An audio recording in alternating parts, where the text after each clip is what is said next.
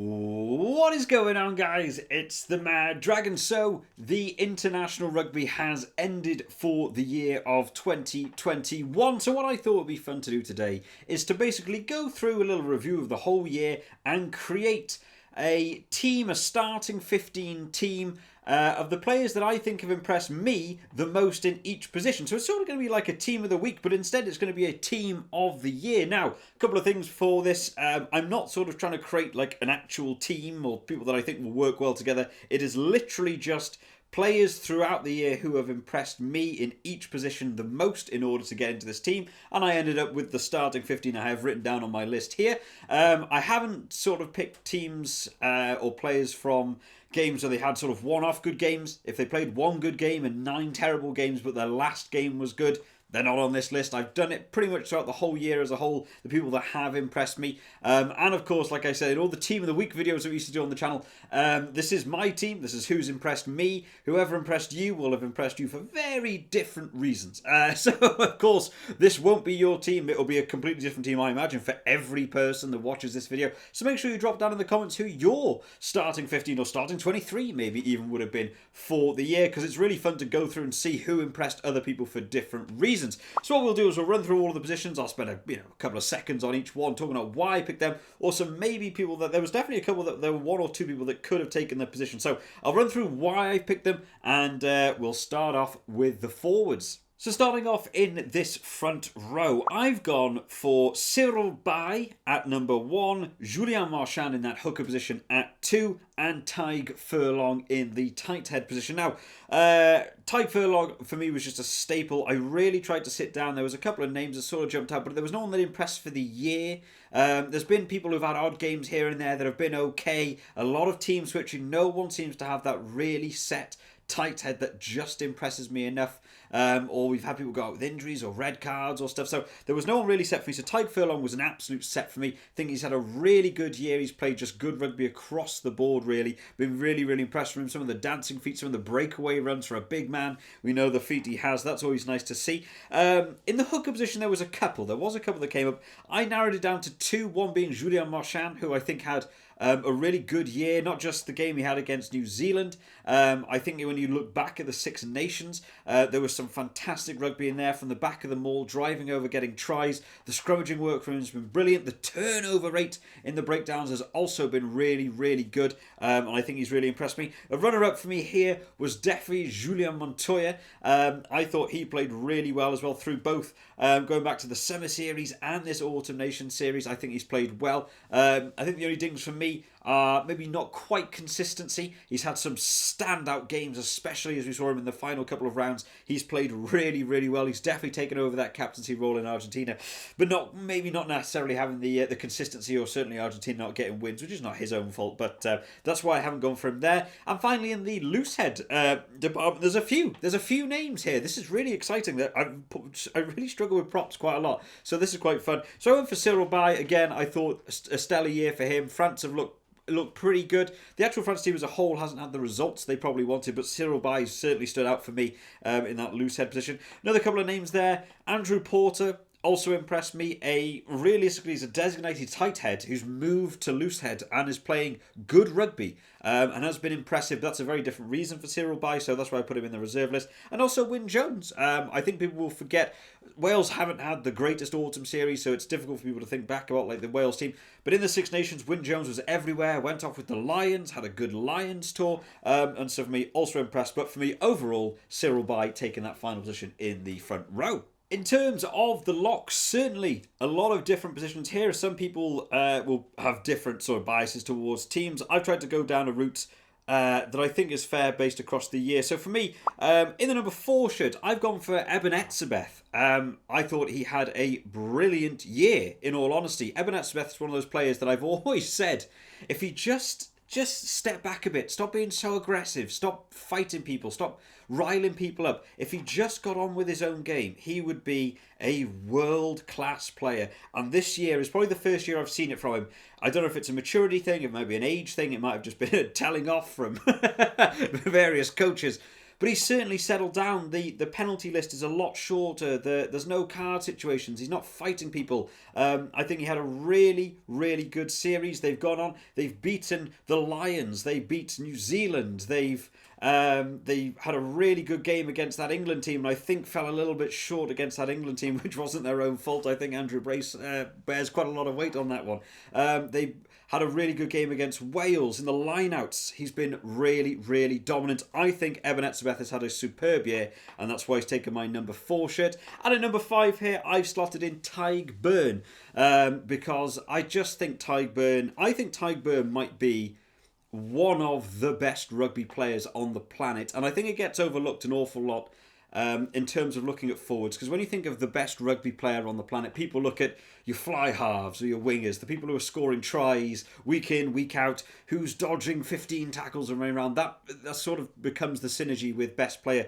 Tadhg Beirne for me was my Six Nations player of the tournament there, and I don't think he's dropped at all. He plays 4, 5 and 6, and all of them at an equally high standard. He's got a number of tries to his name throughout the year. He's scoring in an awful lot of games for Ireland. He's playing really, really well. He was topping the team sheets in terms of lineouts won, lineouts turned over, but also jackal rate to the breakdown. I just think he's absolutely superb. And he went on and had another really good couple of games. He comes on as that super sub that he has done for Ireland against teams like New Zealand. Really, really good. And also had a brilliant tour with the Lions as well. I think he's had a really good year. So for me, I've gone for Tadhg Beirne there. And that's going to complete the lock departments. But I'm sure a couple of people disagree there. I'm sure people will be pointing out maybe Adam Beard, maybe a Toje. There'll definitely be a couple of people also sticking out there. But for me, those are my 2.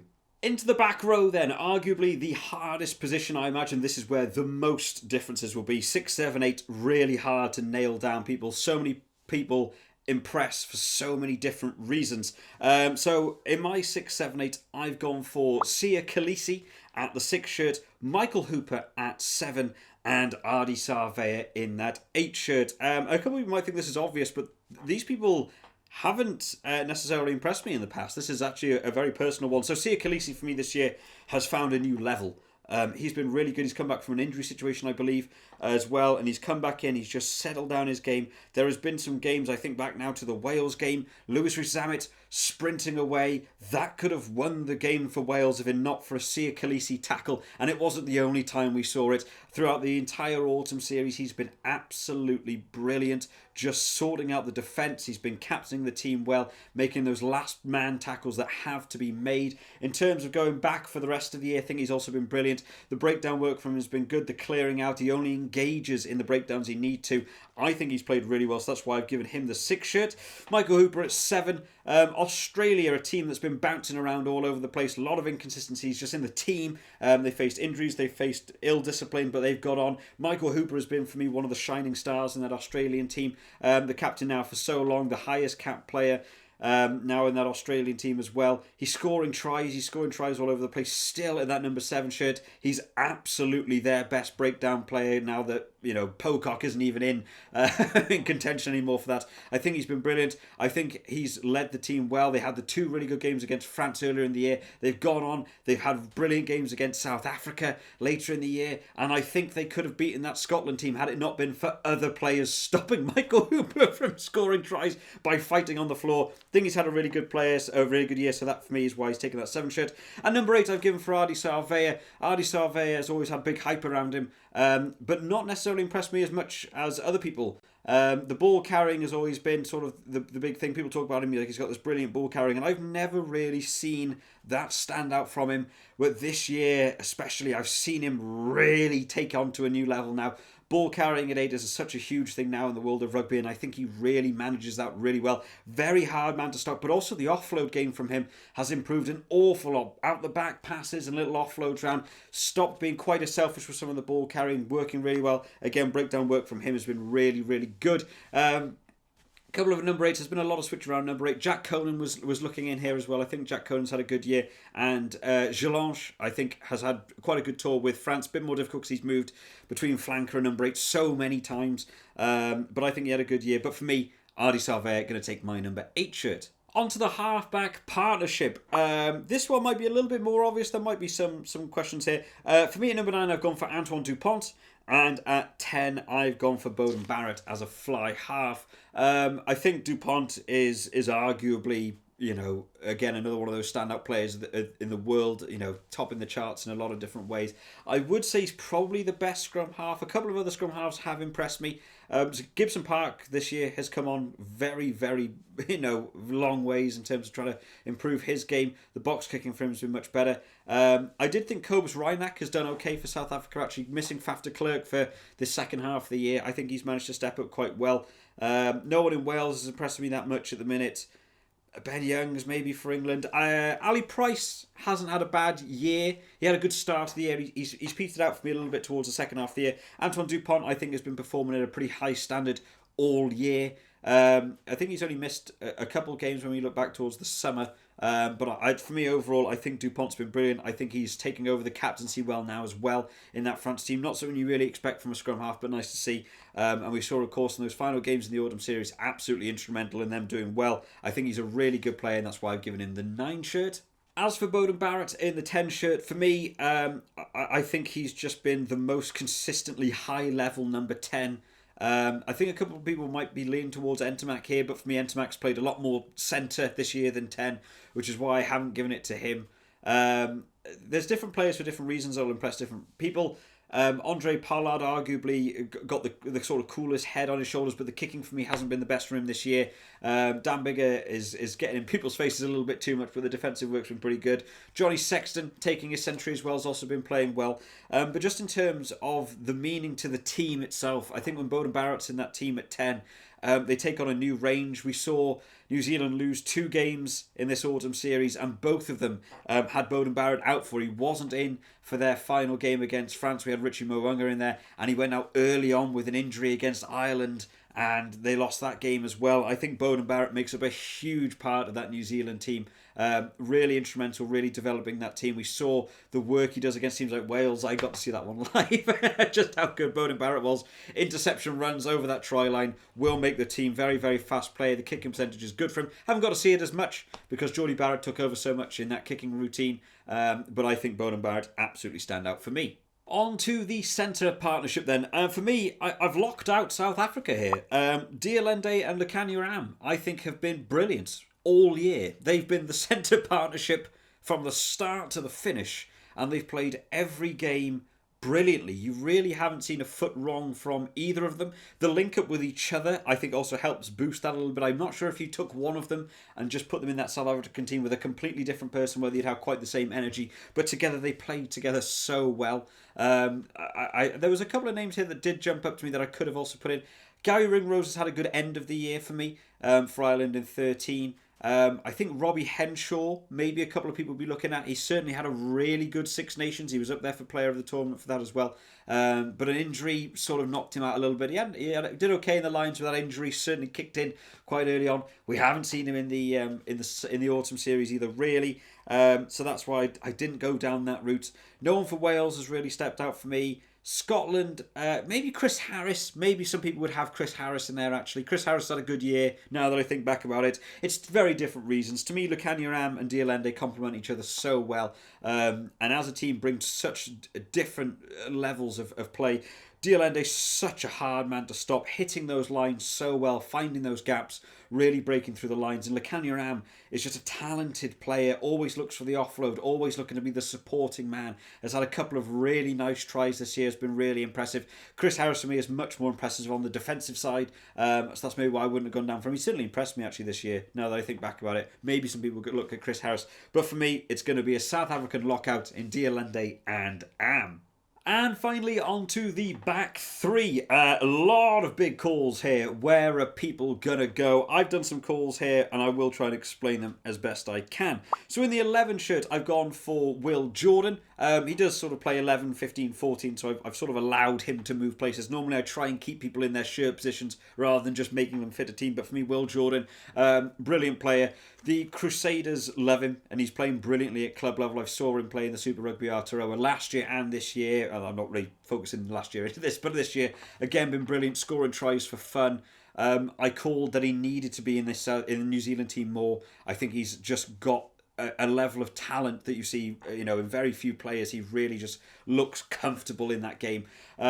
Every week he's just scoring tries, and they're always brilliant tries as well. They're not just like he catches the ball. It's sort of what I refer to when I think of like Johnny May. Johnny May gets so many tries, but he's just the last man in a chain of passes, and he puts the ball over. Will Jordan literally creates his own tries from nothing. We've seen so many times now where the return ball came to him. He catches the ball, runs, beats 5 people, kick over the top, beats another defender, gets over the line, scores a try. You can rely on him. He's getting hat tricks against some of the tier 2 nations. He's always scoring against the tier 1 nations. I think he's a superb player. It's one that we're going to need to look out for in the World Cup. So that's why I've given him my left wing shirt.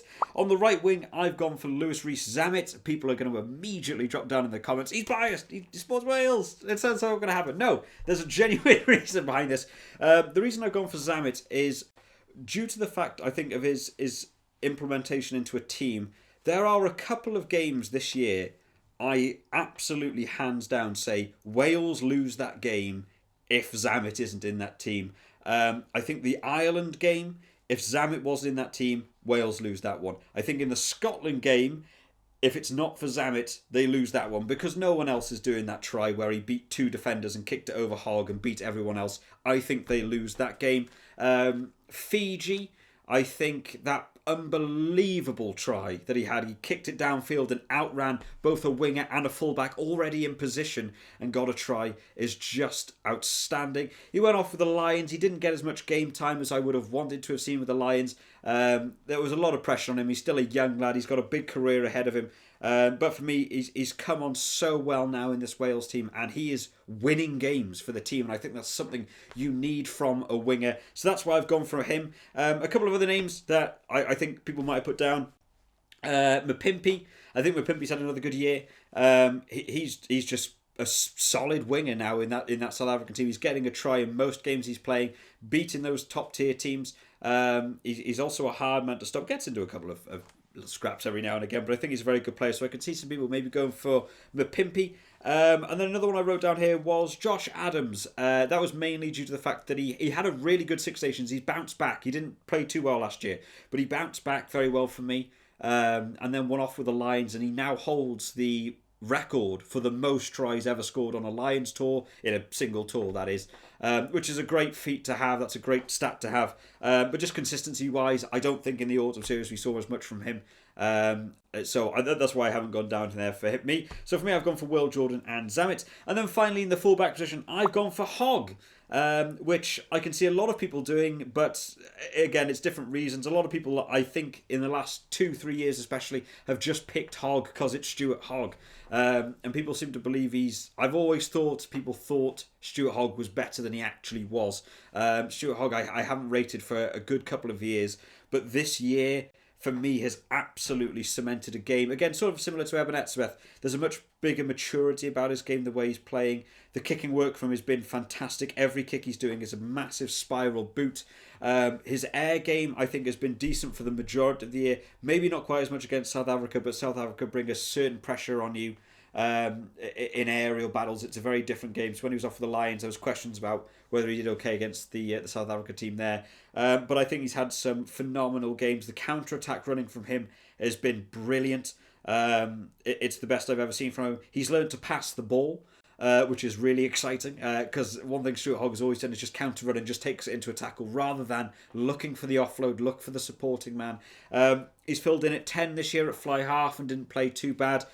He's had to do a lot of switching round, and I think he's managed to step up to an awful lot of the pressures. He's still captaining that Scotland team. Scotland have had the best Six Nations of their careers now. They've gone on, they beat Australia in a very close game again, Stuart Hogg getting over the try line there. They went on, they had a really good game against South Africa. They played really well against Tonga. I think Stuart Hogg has been instrumental in an awful lot of their games this year. So I think very impressive for him. So that's why I've gone for him at 15. Again, there's a couple of names here. I can see other people going down. Jaminet has done well for France. I think he came out of nowhere for me personally. and has really sort of been a bit of a showstopper this autumn series. Been very, very impressive, keeping out the likes of Boutier and Dulan in that France team is a hard ask, but Jaminet been very, very good. And maybe Geordie Barrett as well. Geordie Barrett's played to a high standard. The kicking in the last couple of games for him wasn't what he would have wanted, especially against that Ireland and France teams. He got a bit rattled in those games. But I think he's played well. Freddie Stewart, again another breakthrough player, but for me, just not. It's not a full year thing. It's an autumn thing, not a full year look back. So maybe down there. But there's certainly some other names that people could have gone for. So that's why I always say at the start of these sorts of videos to make sure you drop down in the comments who your 1 to 15 for the year have been, because I really enjoy reading through them, because everyone will have a different team for different reasons. But there we have it, guys. That is my 1 to 15. So hopefully you think that's a good team. I'm sure someone will let me know it was a terrible team and I've left out all of their favourite players. So that tends to be the way Team of the Weeks go. But thank you so much, guys, for joining me for all of the rugby that's gone on this year. Of course, we will be doing the whole Six Nations stuff when that gets back around. I really need to go back through comments. There's a whole bunch of comments on the channel which I haven't replied to, which I do apologise for. There's been so many videos to do for the last month. I'm doing like 8 videos a week to cover the rugby, but also doing some of the game and stuff. I just needed a couple of days just to decompress. Stop doing videos for so long. I will go back and reply to people's comments, because it is nice when people take the time out to answer comments. I always feel bad for not replying to them, so I will go back and do that. But I hope you've all enjoyed this video today, guys, and if you have, make sure to drop it a like and to keep up to date with all of the rugby videos that we will be doing on the channel, not just for live sport, but for also some of the rugby gaming with Rugby 22. Somewhere in the works. I need to do a video on that, talking about where on earth that game is at. Make sure you're subscribed to the channel so that next year, when we get into the Six Nations and the Fantasy, we're still there. We've got a new winner. Dave's still the new winner on the Fantasy. Make sure you are subscribed just to keep up to date with when those videos come out. But I hope you've all enjoyed today, guys, and another year of rugby on the Mad Dragon channel. I'll see you all next time, guys. Bye-bye.